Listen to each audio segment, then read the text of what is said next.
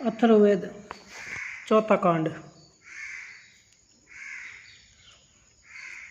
हे क्रोध के अभिमानी देव मन्यु, तेरे द्वारा रथ वाले शत्रु को पीड़ित करते हुए प्रसन्न एवं क्रोध में भरे, तेज बाणों वाले तथा आयुधों की धार करते हुए हमारे मनुष्य तेरी कृपा से वायु के समान वेग वाले एवं अग्नि के समान अपराजित बनकर शत्रु के पास जाए।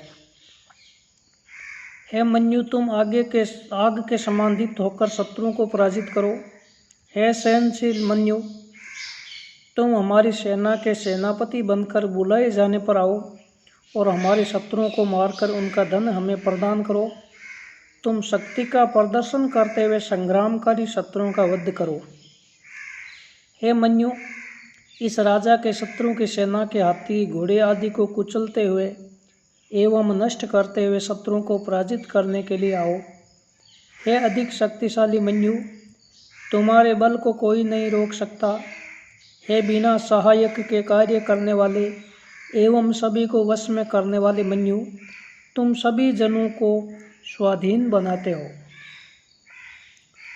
हे मन्यु, हमारे द्वारा स्तुत तुम अकेले ही बहुत से शत्रुओं का विनाश करने में समर्थ हो। तुम सभी प्रजाओं में प्रवेश करके उन्हें युद्ध के लिए प्रेरित करो। हे अविच्छिन्न दीप्ति वाले मन्यु, तुम्हारी सहायता से हम विजय के लिए सिंहनाद के समान घोष करते हैं। हे मन्यु, विजय करने वाले तुम इंद्र के समान विजय के प्राचीन उपायों के बताने वाले बनकर इस संग्राम में हमारा पालन करो। हे सहनशील मन्यु, हम तुम्हें प्रसन्न करने वाली स्तुतियाँ बोल रहे हैं।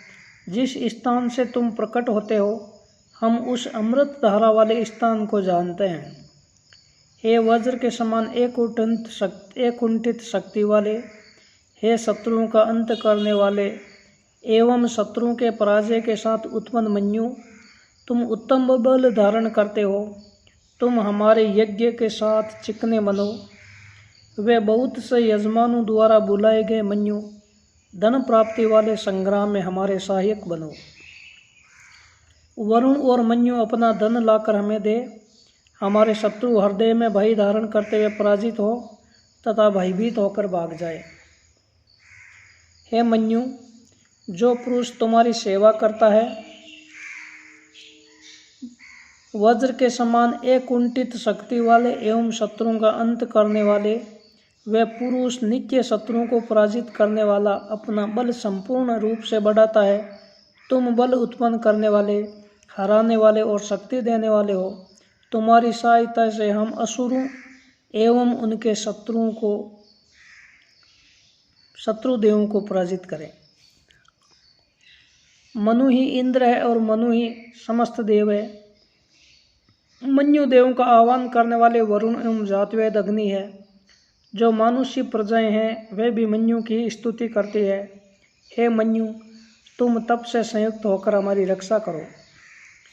हे मन्यु, हमारे सामने आओ एवं महान से भी महान बनकर हमें संताप की सहायता से हमारे शत्रुओं का विनाश करो।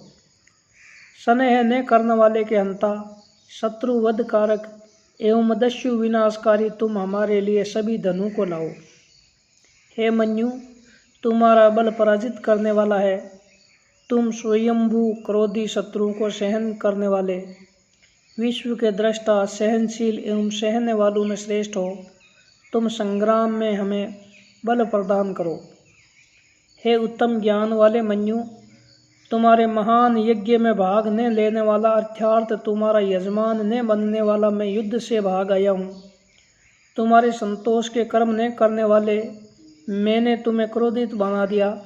इस समय तुम मेरे बलदाता बनकर आओ। हे मन्यु, मैं तुम्हारा यज्ञ कर्म करने वाला हो गया हूँ। तुम मेरे समीप आओ और मेरे सामने होकर शत्रुओं की ओर चलो। हे सहनशील एवं सभी फल देने वाले, हे वर्जनशील आयुधधारी मित्र, हमारे सामने रहो। हम दोनों अपने शत्रुओं का विनाश करेंगे। तुम हमें अपना बंधु जानो। हे मन्यु, हमारे सामने आओ और हमारी दाहिनी ओर रहकर हमारे सचिव का काम करो। इसके पश्चात हम बहुत से शत्रुओं का विनाश करेंगे। हम तुम्हारे लिए धारण करने वाले मधु सोमरस का सार अंश देते हैं। हम दोनों सबसे पहले इस प्रकार सोमरस पिएं कि किसी को पता नहीं चले। हे अग्नि, तुम्हारी कृपा से हमारा पाप नष्ट हो जाए। तुम हमारे धन को सभी ओर से समृद्ध करो और हमारे पाप को नष्ट करो। हे अग्नि, हम शोभन क्षेत्र एवं शोभन मार्ग पाने की इच्छा से तुम्हारा हवन करते हैं। तुम हमारे धन को सभी ओर से समृद्ध करो तथा हमारे पाप को नष्ट करो। हे अग्नि, मैं उन स्तोत्रों के मध्य श्रेष्ठ स्तोता हूँ और मेरे ज्ञानी पुत्र आदि भी स्तोत्रों में श्रेष्ठ है, इसलिए तुम हमारे पाप को नष्ट करो। हे अग्नि, तुम्हारे स्तोता जो तुम्हारी कृपा से जन्म लेते हैं, इसलिए हम विद्वान भी तुम्हारी स्तुति के कारण पुत्र पौत्र आदि से समृद्ध हो। तुम हमारे पाप को नष्ट करो। बलवान अग्नि की किरणें सभी ओर परिवर्तित होती है, इसीलिए तुम हमारे पापों को नष्ट करो। हे अग्नि, तुम सभी ओर मुख वाले सर्वव्यापक हो, तुम हमारे पाप नष्ट करो। वे सभी ओर मुख वाले अग्नि जिस प्रकार लोग नाव के द्वारा उस पार पहुंच जाते हैं, उसी प्रकार हमारे शत्रुओं को हमसे दूर करो तथा हमारे पापों को नष्ट करो। हे उक्त गुण वाले अग्नि, जिस प्रकार नाव के द्वारा सागर को पार करते हैं, उसी प्रकार हमारे शत्रुओं को हमसे दूर करो और हमारे पापों को नष्ट करो। दिए जाते हुए ब्रह्मोदन की स्तुति की जा रही है। ब्रह्म अत्यार्थ रथंतर साम इस ओदन का शीश एवं व्रत साम इसकी पीठ है। वामदेव ऋषि द्वारा देखा गया साम इसका पेट तथा गायत्री आदि छंद इसके पक्ष अत्यार्थ दोनों कोके हैं। सत्य नाम का साम इसका मुख है। विस्तार वाला ब्रह्मोदन सत्र यज्ञ ब्रह्म के भीतरी भाग से उत्पन्न हुआ है। सत्र यज्ञ करने वाले अमृतमय वायु के द्वारा पवित्र, निर्मल एवं दीप्तिशाली होते हैं और देहावसन के पश्चात ज्योतिर्मयी लोक को जाते हैं। स्वर्ग लोक में वर्तमान ब्रह्मोदन सत्र यज्ञ करने वालों की इंद्रियों को अग्नि नहीं जलाती। इन्हें भोगने के लिए स्त्रियों का समूह प्राप्त होता है। जो यजमान बताई हुई रीति से विस्तृत अवयवों वाले ब्रह्मोदन को पकाते हैं, उनके समीप दरिद्रता कभी नहीं आती। वे यजमान देहांत के पश्चात यमराज के द्वारा पूजित होकर सुख से निवास करता है तथा यम की अनुमति पाकर देवों के समीप पहुँचता है। वह सोमरस के योग्य विश्वावसु आदि गंधर्वों के साथ प्रसन्न रहता है। जो यजमान बताई हुई रीति से विस्तृत अवयवों वाले ब्रह्मोदन को पकाते हैं, यमराज उनके वीर्य का अपहरण नहीं करते। रथ द्वारा जाने योग्य भूलोक में वे जब तक जीवित रहते हैं तब तक रथ पर बैठकर चलते हैं या पक्षों वाले होकर अंतरिक्ष के ऊपर वर्तमान लोक को पार करके भोगों से युक्त होते हैं। वह ब्रह्मोदन सत्र यज्ञ विस्तृत होने के कारण यज्ञों में सबसे अधिक वहन करने वाला है। यजमान इस विस्तीर्ण अवयवों वाले ओदन को पकाकर स्वर्ग प्राप्त करता है। अंडे की आकृति वाले कंद से उत्पन्न कुमुद फूल को हृदय पर रखता है तथा कमल तंतुओं को उत्पल के कंद को एवं जल में उत्पन्न तथा खुर की आकृति वाली मृणाली अर्थात कमलिनी के सीने पर रखता है। यजमान, स्वर्ग में तेरे समीप चारों ओर कमल के सरोवर स्थित रहे। ये सभी धाराएं ब्रह्मोदन सत्र यज्ञ के फल के रूप में प्राप्त स्वर्ग में मधुरता पूर्ण सिंचन करती हुई तेरे समीप पहुँचे तथा समीप में वर्तमान सरोवर भी तेरे समीप उपस्थित हो। हे यजमान, स्वर्ग लोक में घी से भरे हुए गड्ढों वाली, सेद के किनारों वाली, जल वाली तथा दूध, दही एवं जल से पूर्ण सभी धाराएं तेरे समीप पहुँचे।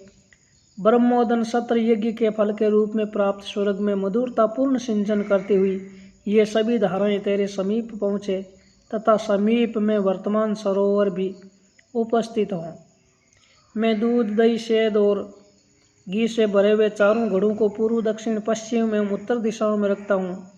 हे यजमान, ब्रह्मोदन सत्र यज्ञ के फल के रूप में प्राप्त स्वर्ग में दूध, दही एवं जल से पूर्ण ये सभी धाराएं तेरे समीप पहुँचे एवं माधुर्य का सिंचन करते हुए सरोवर तेरे समीप उपस्थित रहे। इस विस्तृत अवयवों वाले कर्म फल को जीतने वाले एवं स्वर्ग के साधन ओदन को मैं ब्राह्मणों में रखता हूँ।